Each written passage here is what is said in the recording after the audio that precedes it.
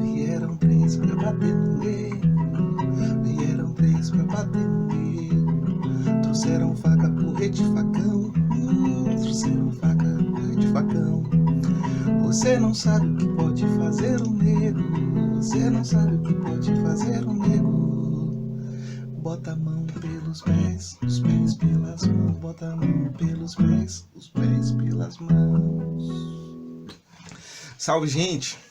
Isso aqui é um canto muito belíssimo da capoeira. E por que da capoeira? Porque nessa aula, essa semana a gente vai tratar sobre danças brasileiras, sobre tambores. E por que danças e tambores? Porque existem alguns gêneros que recebem o nome do tambor. E a gente vai ver especificamente isso. E aí vocês vão me perguntar, Anderson, que ritmo é esse que você está fazendo aí para tocar? Isso aqui é uma música de capoeira, pessoal, mas essa clave que eu estou fazendo aqui, ó. Ó.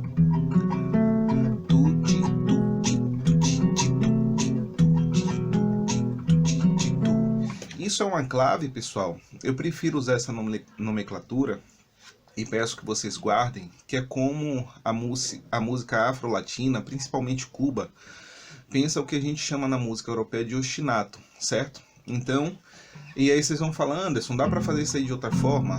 Daria também, ó.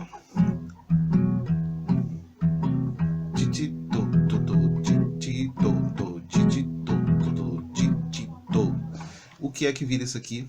Vira um Ijexá, certo? E aí, Ijexá, maracatu, e tá tudo misturado, pessoal. Essas são as nossas influências. E aí algumas pessoas dizem que esses ritmos são brasileiros. Sim, o samba é brasileiro, mas, por exemplo, o maracatu, o jongo, tudo isso, pessoal, nasce de uma mistura. E aí eu convido vocês a pensarem quem é o brasileiro. O brasileiro, ele é o ibérico. Então a gente pega aqueles países ali de baixo da península, Portugal, Espanha. A gente tem uma influência muito forte, pessoal, dessa península lá, da Península Ibérica.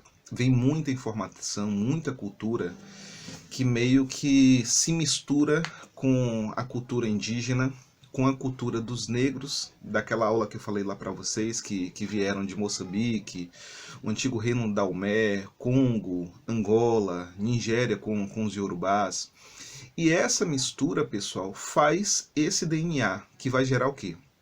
A capoeira, vai gerar o frevo. E aí vocês vão falar, Anderson, capoeira e frevo está visceralmente ligado, pessoal. O frevo, ele tem uma ligação direta, ancestral e de virtude com a capoeira. A capoeira, ela tem, na verdade eu penso um tripé, né? Inclusive a minha pesquisa de doutorado foi sobre isso. A capoeira, ela tem um tripé, então assim, a capoeira ela tem uma influência muito forte do samba e tem uma influência muito grande do frevo.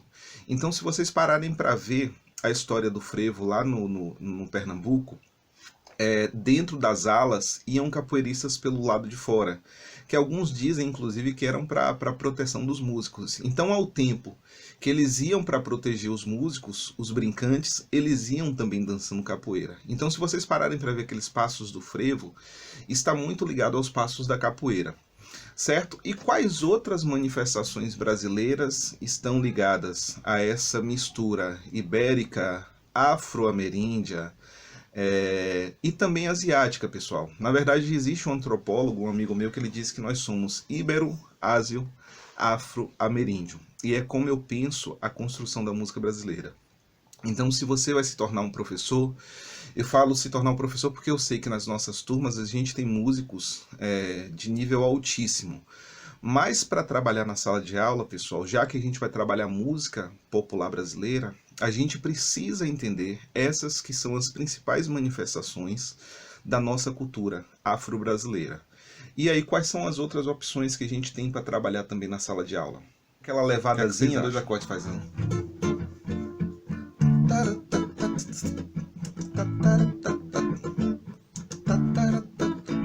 Aí vocês vão falar, Anderson, parece Luiz Caldas. Sim, parece Axé Music.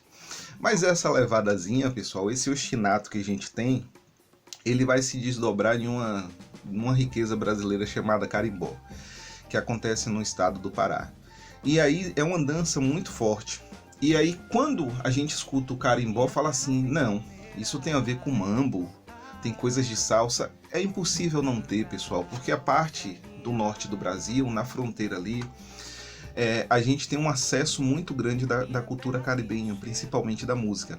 E aí o interessante, eu tô tocando isso aqui que seria o carimbó do Pará, mas eu tive a oportunidade de conhecer um dos principais mestres, que chamam Ciranda do Alto dos Solimões, que é outra coisa maravilhosa. Vocês lembram dos bois do Parintins, o Caprichoso e o Garantido? Existe uma festa em uma cidade chamada Manacapuru. Eu vou colocar os links para a gente ver durante essa semana. E a ciranda do Alto dos Solimões, ela tem uma mistura muito forte. Quando eu escuto Luiz Caldas tocando lá, mas existe uma relação muito forte dessa ciranda do Alto dos Solimões com o carimbó. Porque essa levada, pessoal, esse balanço, é um balanço ancestral. Isso vem com essa influência da vinda dos negros escravizados para cá. E dentre isso a gente tem outras manifestações que são fortíssimas também.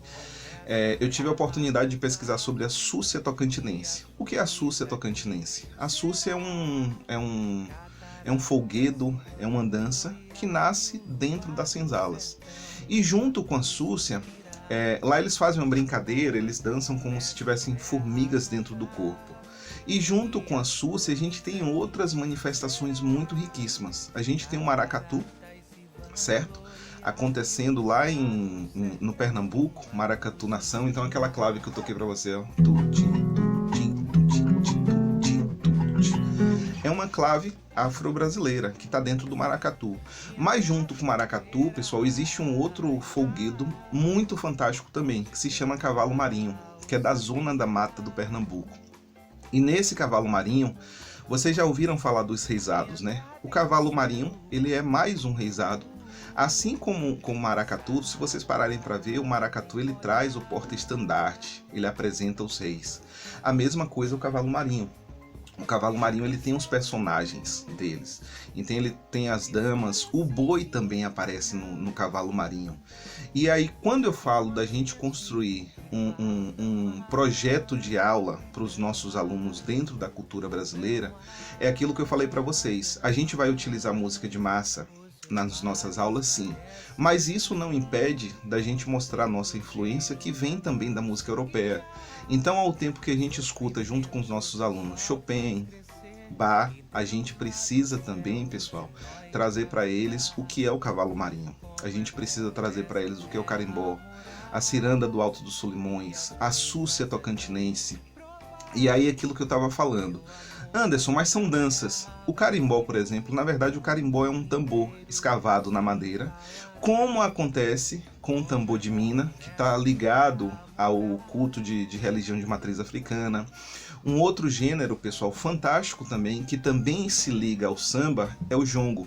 Então o jongo ele vai estar muito presente ali na região sudeste, e vão ter os tambores, assim como no culto do candomblé, que a gente tem os tambores sagrados, o rum, o rumpi e o lé. A mesma coisa vai acontecer no jongo. Vão existir tambores sagrados ali no jongo. E esses tambores também, pessoal, vão lá para o Maranhão, para o tambor de crioula. Então existe toda uma ritualística. E como é que eu vou trabalhar um ensino de música brasileira se eu não sou capaz de trazer essas manifestações para minha sala de aula? Um outro aspecto importante, pessoal, para a gente pensar é a capoeira, o jongo. Eles acontecem em quê? Em roda. Essa roda, ela está presente dentro daquilo que a gente chama da cosmovisão africana e ameríndia. Por quê? Dentro dessa cosmovisão existe um círculo, uma circularidade, retroalimentação. Então, assim, ao tempo que as aldeias indígenas elas são organizadas em círculos, a capoeira também é um círculo.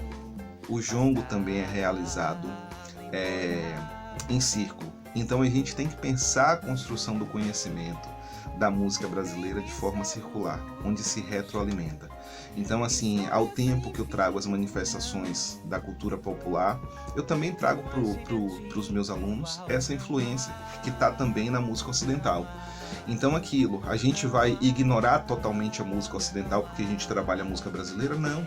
Os meninos, eles têm que escutar Debussy, eles têm que escutar Brahms, mas eles não podem ou não devem, né, escutar somente Beethoven e Brahms e a gente se esquecer de trazer para eles, por exemplo, o Cavalo Marinho, que é uma brincadeira fantástica, um folguedo lindíssimo.